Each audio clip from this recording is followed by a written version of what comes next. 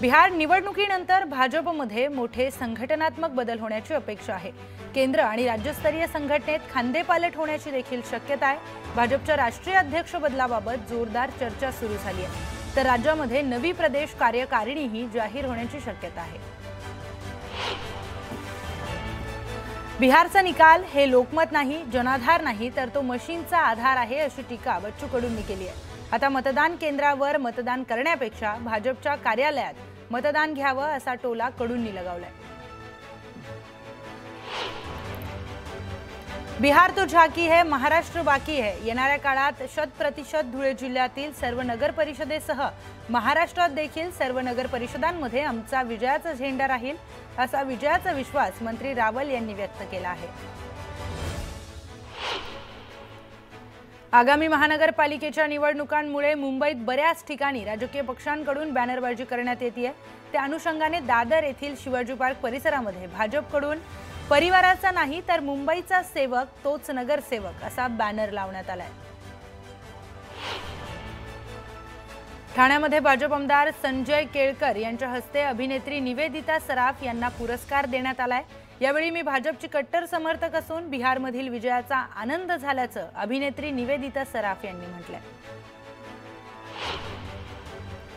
बिहार विधानसभा निवडणुकांमध्ये एमआयएम पक्षाला मिळालेल्या विजयानंतर सोलापूर शहरामध्ये उत्साहाचं वातावरण पाहायला मिळालं।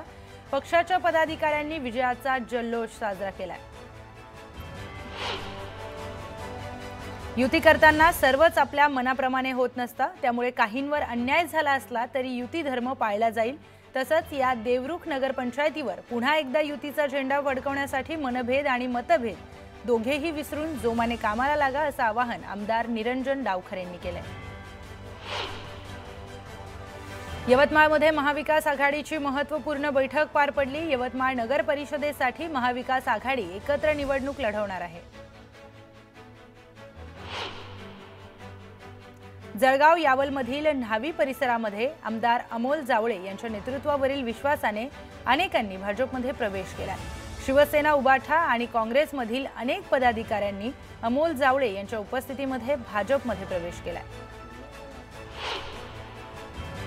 चांदवड नंतर आता मालेगावमधील एक बडा नेता भाजपच्या गळाला लागला असून 12 बलुतेदार संघटनेचे प्रमुख, मालेगाव बाजार समितीचे माजी सभापती बंडू काका बच्छाव यांच्या शेकडो समर्थकांसोबत भाजपमध्ये प्रवेश करणार आहेत। त्यांच्या प्रवेशाला भाजपच्या वरिष्ठ नेत्यांनी ग्रीन सिग्नल दिला आहे। धुळे जिल्ह्याचे पालकमंत्री जयकुमार रावल यांच्या मातोश्री नयन कुंवर रावल यांनी भाजपतर्फे नगराध्यक्षपदासाठी आपला उमेदवारी अर्ज दाखल केलाय। उमेदवारी अर्ज दाखल करण्यापूर्वी मंत्री जयकुमार रावल यांच्या नेतृत्वात भाजपने जोरदार शक्ती प्रदर्शन करत दोंडाईचा शहरातून भव्य मिरवणूक काढली। मनमाड नगर परिषदेच्या पंचवार्षिक निवडणुकीची रणधुमाळी सुरू झाली आहे। 4 दिवसांमध्ये नगरसेवक पदासाठी ऑफलाईन 1 तर ऑनलाईन पद्धतीने 168 उमेदवारांनी अर्ज दाखल केले आहेत। वाशिमच्या कारंजा तालुक्यातील शिंदे शिवसेनेचे युवा सेना तालुका प्रमुख श्याम पावडे यांच्या समवेत 30 पदाधिकारी आणि शिवसैनिकांनी खासदार संजय देशमुख यांच्या हस्ते उबाठा पक्षामध्ये प्रवेश केलाय। यामुळे कारंजा शहरासह तालुक्यात उबाठाला काहीशी ताकद मिळताना दिसतेय। कणकवली नगरपंचायत निवडणुकीसाठी उमेदवारी अर्ज भरण्याच्या 5व्या दिवशीपर्यंत एकही अर्ज दाखल झालेला नाही, त्यामुळे उर्वरित 2 दिवसांमध्ये अर्ज भरण्यासाठी गर्दी होऊन प्रशासनाला कसरत करावी लागण्याची शक्यता आहे। दरम्यान भाजपचे उमेदवार समीर नलावडे हे आज उमेदवारी अर्ज दाखल करणार आहेत। नांदेड जिल्ह्यात 12 नगर परिषद आणि 1 नगरपंचायतीसाठी निवडणूक होतीये। त्यापैकी 5 नगराध्यक्ष पदाचे उमेदवार राष्ट्रवादी काँग्रेसने जाहीर केले आहेत। युतीसाठी भाजपाकडून प्रस्ताव आला नाही, प्रस्ताव आला तर चर्चा करू, असं आमदार प्रताप पाटील चिखलीकर म्हणाले। इचलकरंजीत कार्यकर्त्यांच्या मेळाव्यात हसन मुश्रीफांनी स्वबळाचा नारा दिलाय। सन्मानाने जागा नाही मिळाल्या तर स्वबळावर लढा, असं आवाहन हसन मुश्रीफांनी केलंय।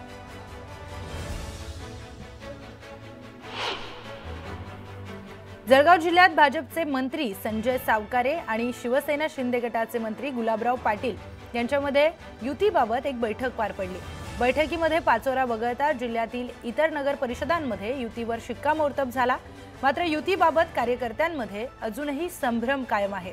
पाचोरा वगळता इतर नगर परिषद निवडणुकीत भाजप सेनेच्या युतीबाबत नेत्यांची महत्त्वाची बैठक पार पडली।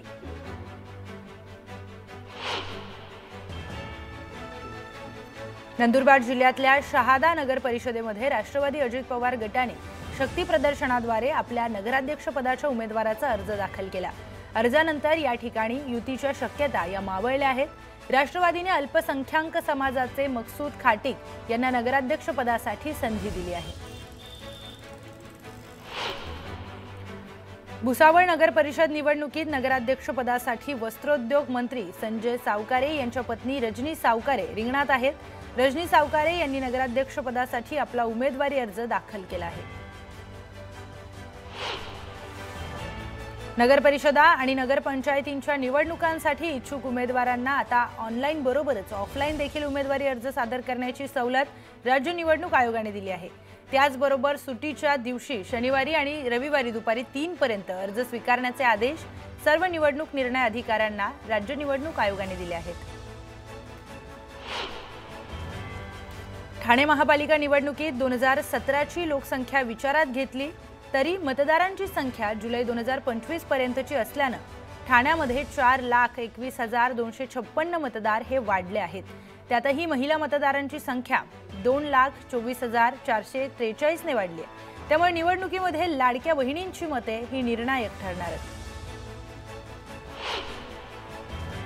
गडचिरोली अजित पवारांच्या पक्षाने भाजपला हादरा देत भाजपचे जिल्हा उपाध्यक्ष असलेले माजी जिल्हा परिषद अध्यक्ष रवींद्र ओललवार यांचा राष्ट्रवादीमध्ये प्रवेश करून घेतला। रवींद्र ओललवार यांनी घर वापसी करत धर्मराव बाबांच्या उपस्थितीत राष्ट्रवादीमध्ये प्रवेश केला।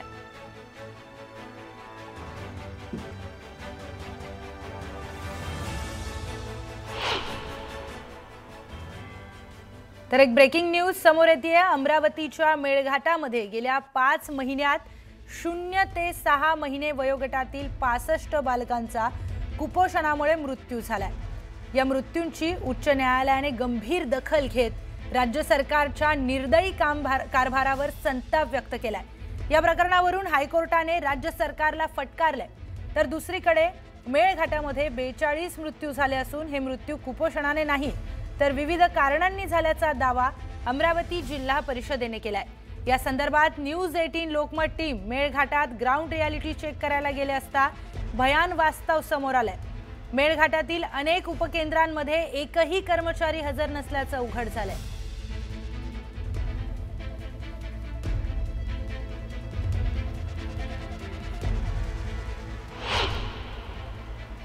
तर हायकोर्टाकडून सरकारची खरडपट्टी मागील 5 महिन्यांमध्ये 65 बाळांचा मृत्यू झालाय।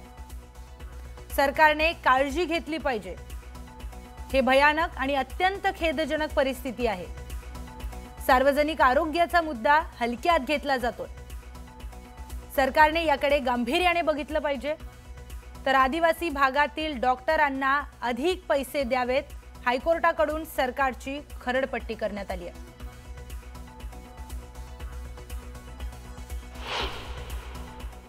मेळघाटातल्या बिहालीनंतर मी आलेलो आहोत भिलोरी गावात। हे सलोना PSC अंतर्गत येणारा गाव आहे आणि या गावात जे सब सेंटर आहे, सब सेंटरची आपण अवस्था पाहणार आहोत।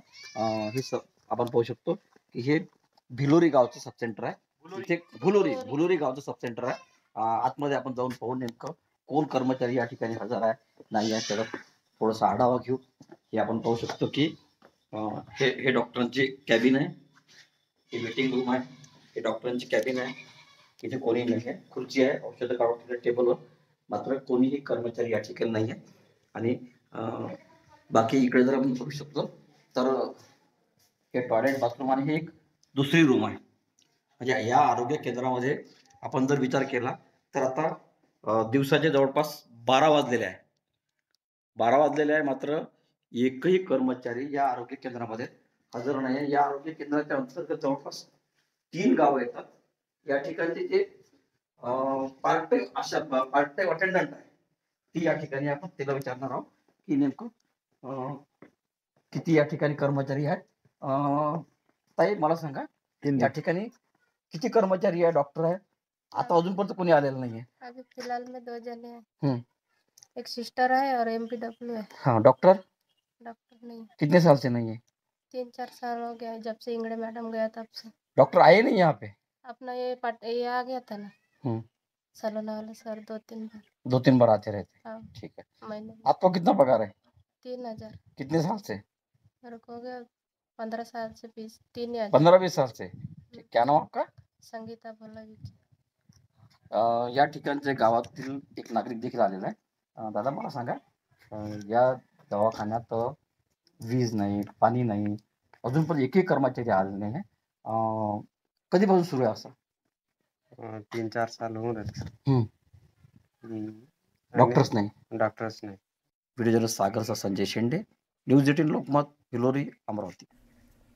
आणखी एक महत्त्वाची बातमी पाहूयात. अहिल्यानगरच्या निंबळक या गावामध्ये बिबट्यांच्या हल्ल्यामुळे नागरिकांमध्ये भीतीचं वातावरण पसरलंय.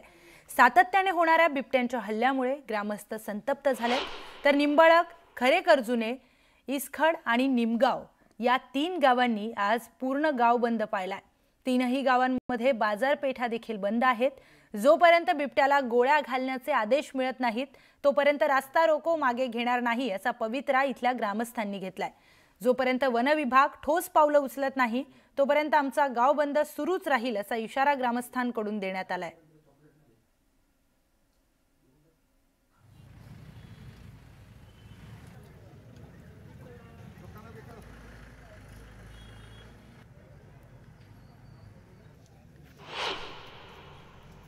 जीवे मारण्याची परवानगी वन खात्याने दिल्याशिवाय आता पंचकृषीतले ग्रामस्थ स्वस्थ बसणार नाही. आज जे आंदोलन करायची वेळ आली, कोणतंही आंदोलन मग भविष्यात या 5ही गावांनी या बायपास अडवण्याचा असेल, कल्याण रोड अडवण्याचा असेल, इथलं निंबळकचा असेल, अडवण्याचा प्रयत्न या निमित्ताने आम्ही करणार आहे. आणि तरी थांबले नाही तर आम्ही वन खात्याचं ऑफिस त्यांना सुद्धा काम करून देणार नाही. जिल्हा कलेक्टर ऑफिसरला सांगणार आहे, प्रशासनाला सांगणार आहे, जिल्हा नियोजनाला सांगणार आहे की भाऊ तुम्ही काही करून या ठिकाणी या बिबट्याचा बंदोबस्त करावा अशी विनंती पंचकृषीच्या वतीने करतो. आणि आपल्याकडे ग्रामस्थ आहे, मला सांगा नेमक्या तुमची काय मागणी आहे? आमची मागणी वन विभागाने एवढीच होती की आम्ही त्या बिबट्याला शूटआउटची ऑर्डर काढा. जोपर्यंत शूटआउटची ऑर्डर निघत नाही तोपर्यंत आम्ही आंदोलन थांबवणार नाही. कारण की आम्हाला ज्या वेळेस आमची पहिली खारेकरमध्ये घटना घडली होती त्या टायमाला आम्हाला वन विभागाच्या अधिकाऱ्यांनी लेटर दिलं होतं का शूटआउट ऑर्डरचा लेटर देऊन देखील त्यांनी शूटआउट ऑर्डर केलेलं नाही, बिबट्या कुठेही कॅप्चर केलेलं नाही. आज जी निंबळक मध्ये काल जी घटना घडली एकदम दुर्दैवी घटना होती, त्यातून थोडक्याहून तो बाळ वाचलेला आहे. या प्रशासनाला त्याचं काही घेणं देणं राहिलेलं नाहीये. आता आम्ही 3ही गावं मिळून एकच निर्णय घेतलेला आहे, जोपर्यंत बिबट्याला इथं शूटआउटची ऑर्डर मिळत नाही तोपर्यंत आम्ही हे आंदोलन थांबवणार नाही.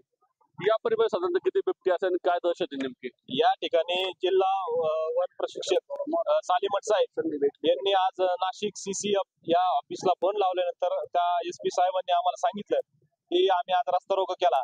या ठिकाणी आम्हाला आश्वासन दिलं की आमची जी पूर्ण कारवाई आहे आमची ती पूर्तता करून आम्ही 1 तासाच्या आतमध्ये तुम्हाला शूट ऑर्डरची आम्ही बिबट्याला ठार मारण्याचे आदेश आम्ही तुम्हाला देणार आहोत. ज्याप्रमाणे खारेकरमध्ये तुम्ही इथं होता त्या ठिकाणी त्या दिवशी, तर त्या दिवशी तुम्हाला काहीतरी आश्वासन दिलं होतं, नेमकी तुमची काय मागणी होती, काय आश्वासन दिलं होतं? खारेकरमध्ये ज्यावेळेस घटना घडली त्यावेळेस जिल्हा वन परिक्षेत्र अधिकारी सालिमठ साहेब आले आणि पै चौधरी साहेब आले. त्यांनी आम्हाला त्या ठिकाणी लेखी आश्वासन दिलं होतं की आम्ही 1 दिवसामध्ये बिबट्याचा बंदोबस्त करू. असं लेखी आश्वासन आम्ही त्या ठिकाणी अंत्यविधी करण्यास नकार दिला होता, परंतु त्यांनी लेखी आश्वासन दिल्यानंतर आम्ही आमचं आंदोलन खारेकरजुने ग्रामस्थांनी मागे घेतलं आणि त्या ठिकाणी अंत्यविधी उरकून घेतला. पण त्याला उलटून 3 दिवस झाले. काल दुर्दैवी सडकमध्ये घटना घडली. आज पण अधिकारी तेच म्हणतायत की आम्ही तुम्हाला लेखी आश्वासन देऊ.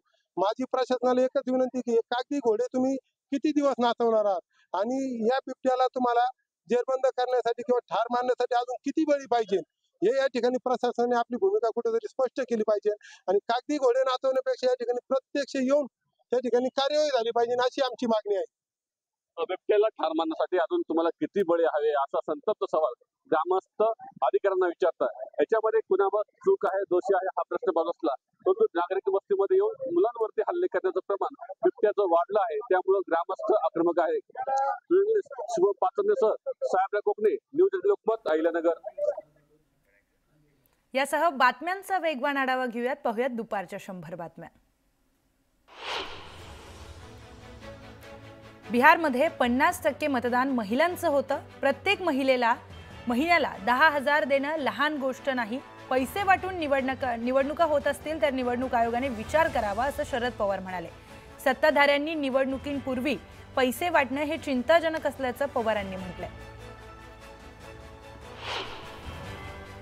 स्थानिक पातळीवर युती आघाडी करायला शरद पवारांनी मोकळीक दिली आहे। युती आघाडी करायला अट नाही, असं शरद पवार म्हणाले। पुणे जमीन गैरव्यवहाराप्रकरणी विजय वडेट्टीवार यांनी मुख्यमंत्र्यांना पत्र लिहिलंय। संबंधितांवर फौजदारी गुन्हे दाखल करण्याची मागणी करण्यात आली आहे। मुंडवा येथील जमीन खरेदी प्रकरणामध्ये गैरव्यवहार झाल्यानंतर यातील दस्त नोंदणी पातळीवरील अनियमितता तपासण्यासाठी प्रभारी नोंदणी महानिरीक्षकांनी नेमलेल्या मुठे समितीचा अहवाल शुक्रवारीही सादर झाला नाही। अंतिम कामकाज सोमवारपर्यंत पूर्ण होऊन अहवाल सादर करण्यात येईल, अशी माहिती नोंदणी आणि मुद्रांक शुल्क विभागाने दिली आहे।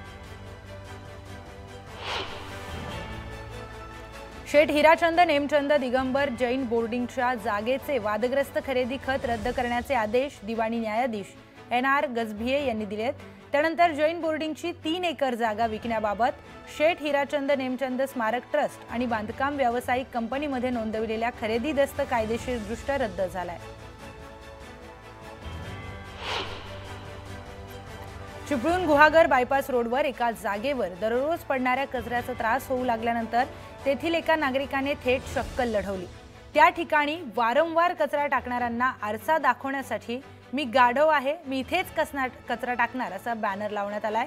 पोस्टरवर गाढवाचं चित्रही आहे, ज्यामुळे हा संदेश आणखी लक्षवेधी ठरतो।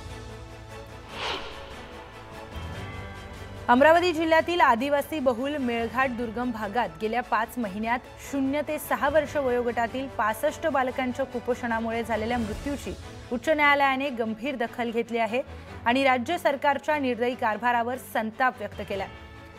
मात्र अमरावती जिल्हा परिषद प्रशासनाने यामध्ये 42 मृत्यू झाले, तेही विविध कारणाने झालेत, कुपोषणाने झाले नाहीत असा दावा केलाय।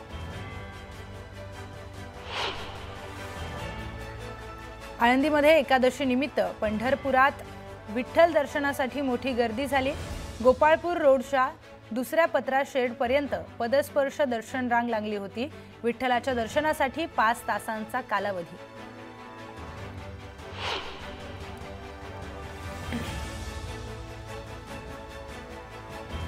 पुण्यात बिबट्याच्या भीतीने शेवाळवाडी मांजरी परिसर दहशतीखाली आहे। दिवसाढवळ्या बिबट्याचं दर्शन होत असल्याने परिसरामध्ये भीतीचं वातावरण पसरलंय। मराठा समाजासाठी महत्त्वपूर्ण असणारी सारथी संस्था आणि अण्णासाहेब पाटील आर्थिक विकास महामंडळ पद्धतशीरपणे टप्प्याटप्प्याने कमजोर करून बंद करण्याचे षडयंत्र सरकारमधीलच मंत्र्यांकडून सध्या सुरू असल्याचा गंभीर आरोप महामंडळाचे अध्यक्ष नरेंद्र पाटील यांनी केलाय। सोमवारी मुख्यमंत्री देवेंद्र फडणवीस यांची भेट घेणार असल्याचं त्यांनी सांगितलं। यवतमाळ जिल्हा परिषदेचे 21 कर्मचारी निलंबित करण्यात आले। दिव्यांग ओळखपत्र सादर न केल्याने जिल्हा परिषद मुख्य कार्यकारी अधिकारी मंदार पत्की यांनी ही कारवाई केली आहे।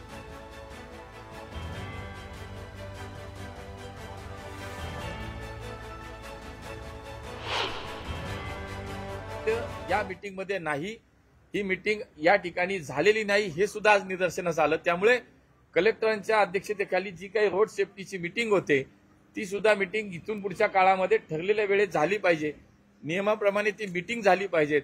शहरातल्या आणि हायवेचे शहराच्या लगतचे जेवढे म्हणून जिल्हा म्हणून असतील ते अपघाताचं प्रमाण असेल, जी संख्या दिसतीये, जी अपघाताची संख्या दिसतीये, या सगळ्या विषयावरती दर 2-3 महिन्यांनी जी काही शेड्यूल असेल त्याप्रमाणे ती मीटिंग सुद्धा होणं खूप गरजेची आहे। आणि सर्व्हिस रस्ता जिथे जिथे अपूर्ण आहे ती सर्व्हिस रस्ता जे आहे ते पूर्ण करण्यासाठी जी एजन्सीच्या माध्यमातून ती ताब्यात घ्यायची, त्या सगळ्यांना मदत करणं असेल। वडगावचा पूल जो रुंद केला जातोय तो ताबडतोब लवकरात लवकर तो पूर्ण करण्याचं काम हे NHAIने आज त्यांनाही सांगितले की ते ताबडतोब ते काम पूर्ण करा, कारण तो पूल रुंद झाला पाहिजे। अशा अनेक प्रकारच्या सूचना ह्या आजच्या या बैठकीमध्ये झाल्या। याच्यामध्ये नुसतीच बैठक नाही, तर पुन्हा बैठक नाही, आजच्या बैठकीचे मिनिट्स तयार होतील. आजच्या बैठकीमध्ये जी कामं ठरली त्याची जबाबदारी प्रत्येक एजन्सी जी आहे ती निश्चित केली जाईल. पीएमसी आहे, पीएमआरडी आहे, NHA आहे, पोलीस आहेत, वाहतूक पोलीस, जी काय कोणाची RTO आहे त्याची जबाबदारी. त्याला आज जे काम दिलंय ते साधारणतः डिसेंबर महिन्याच्या दुसऱ्या किंवा तिसऱ्या आठवड्याला परत त्याचा एक आढावा की दिलेलं काम या 1 महिन्यामध्ये काय पूर्ण झालं, ते काय आपण तातडीनं त्याच्यामध्ये आपण काय ऍक्शन घेतली, याची सुद्धा 1 महिन्यानंतरची एक मीटिंग या विषयाची होईल. मी म्हणाल तसं परमनंट सोल्युशनच्या दृष्टीने एक जांभूळवाडी ते वारजे हा एक रिंग रोडचा विषय आणि उन्नत कॉरिडॉरचा विषय, हे 2 भविष्यातले कायमस्वरूपी याच्यावरचा एक मार्ग काढण्यासाठीचे जे विषय आहेत